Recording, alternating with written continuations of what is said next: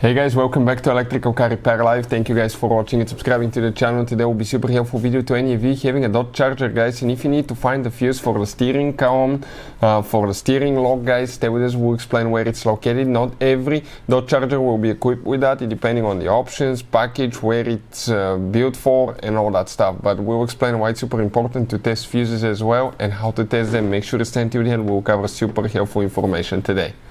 Before we start, let me tell you a little bit about us, guys. Every single car we get here at the garage, we try to make at least 200 to 300 free repair videos. If you have a Dodge Charger, we'll be making even more. We'll be taking it completely apart, we'll be taking that engine apart, transmissions, anything practically, and we'll even have the 5.7 engine coming as well. Now, why we do all that? Because our mission in the shop is to save you as much money as we can. All we need, guys, in return, please subscribe to the channel, like the video, that way we can keep making these free videos.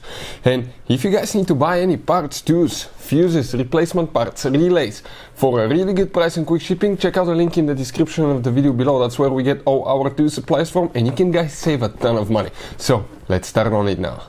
So we'll be demonstrating on a 3.6 engine here.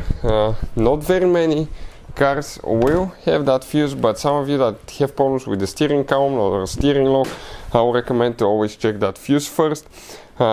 Now, right here, that's the fuse box, and there is one notch here, one there. You squish towards each other, you pull to the side, and you flip it that way. That layout here corresponds to what we have specifically here. We'll put a special link to a video that will teach you how to test relays and fuses, because sometimes you cannot tell if they're good or bad, and if they're not, guys, okay, what will happen? You put it back in, you start spending time and money to fix your problem, when all you had to do is test the fuse and find out that it's bad. The fuse that we'll need to check is known as fuse number 3610M fuse, and that's 1, 2, 3, 4. That fourth fuse right here. That's the one, guys, okay, that you will need to check, okay, specifically for that purpose, that fourth fuse there. You need to check that one and see if it's good or bad. If you want to see how to test it, we'll put the link in the description of the video below. Check it out. Hopefully the video will be helpful. Thank you for watching, and see you guys next time.